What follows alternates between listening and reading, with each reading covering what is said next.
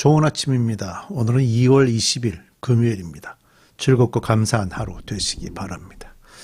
자, 오늘은 요한복음 6장 60절부터 71절, 이제 마지막 부분까지입니다.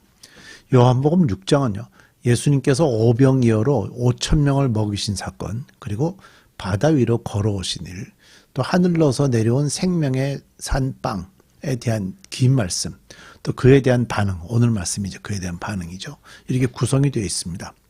많은 표적, 많은 가르침에도 불구하고요. 오늘 말씀을 시작할 때 보면 말씀이 이렇게 어려우니 누가 알아들을 수 있겠는가 라며 사람들이 수군거리는 모습을 봅니다.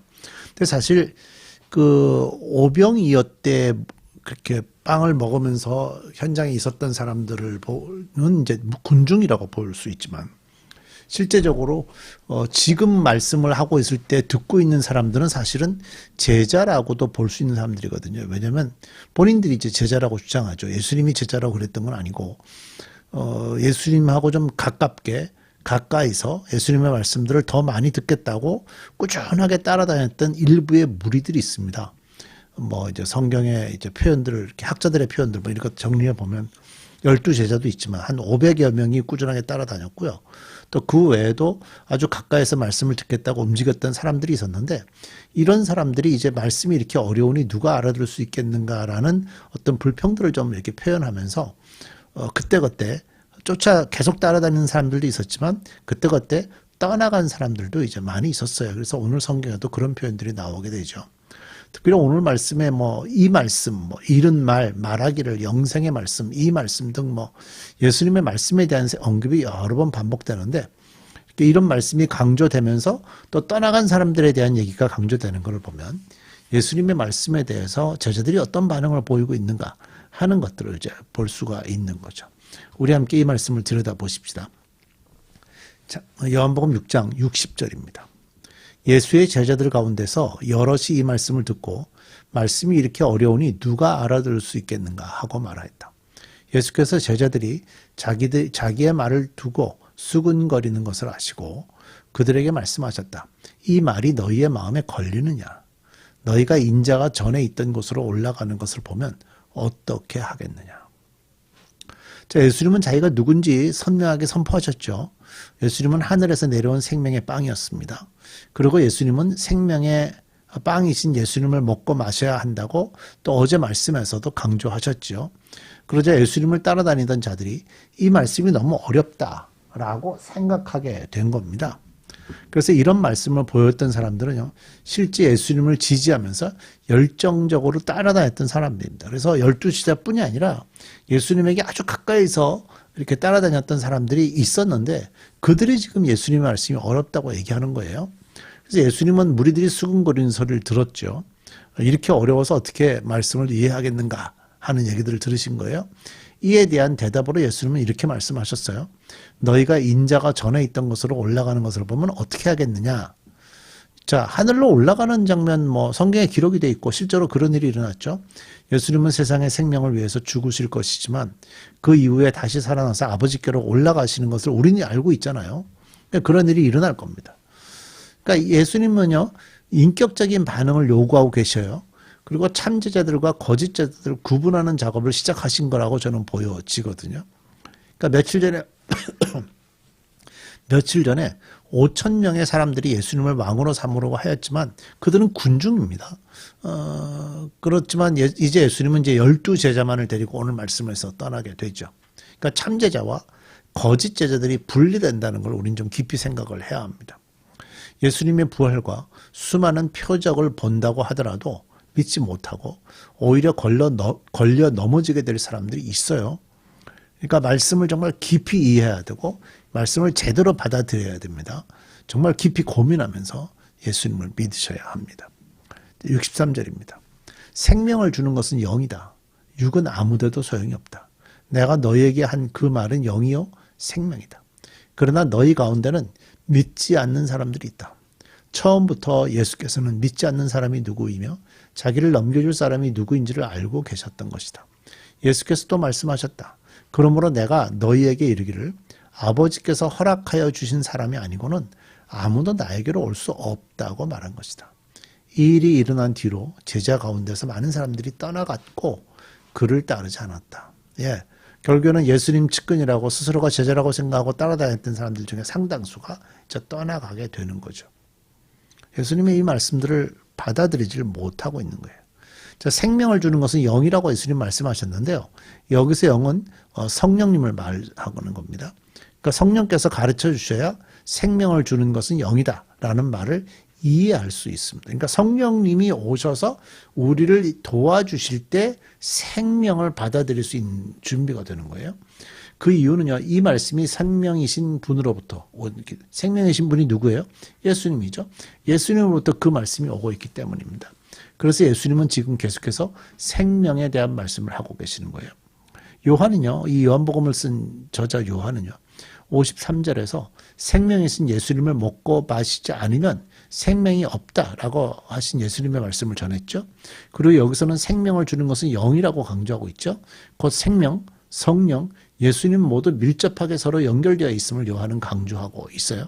그리고 생명을 받을 자를 성부 하나님께서 연결해 주시는 분으로 소개하고 있죠. 왜? 하나님이 예수님에게로 이끄시지 않으면 예수님에게로 올 수 없다라고 말씀하기 때문이죠. 그러니까 복잡한 것 같아도요, 복잡하지만 말씀을 그대로 받으면 복잡하지 않은 말씀이 바로 이 말씀이에요.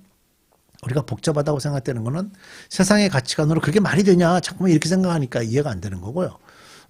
그것을 세상의 가치관을 좀 내려놓고 하나님이 생각하시는 방법으로 들여다볼 때 그 말씀이 우리 속에 쑥 들어올 수가 있는 겁니다. 67절. 예수께서 12제자에게 물으시기를 너희도 떠나가려느냐 하시니 시몬 베드로가 대답하였다. 주님, 우리가 누구에게로 가겠습니까? 선생님께는 영원한 생명의 말씀이 있습니다. 우리는 선생님이 하나님의 거룩한 분이심을 믿고 또 알았습니다. 예수께서 그들에게 대답하셨다. 내가 너희 12를 택하지 않았느냐? 그러나 너희 가운데 하나는 악마다.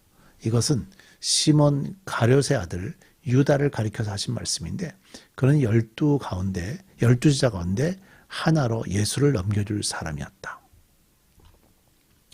본문의 장면은요, 상당한 좀 이렇게 슬픔이 담겨 있다고 그래야 될까요?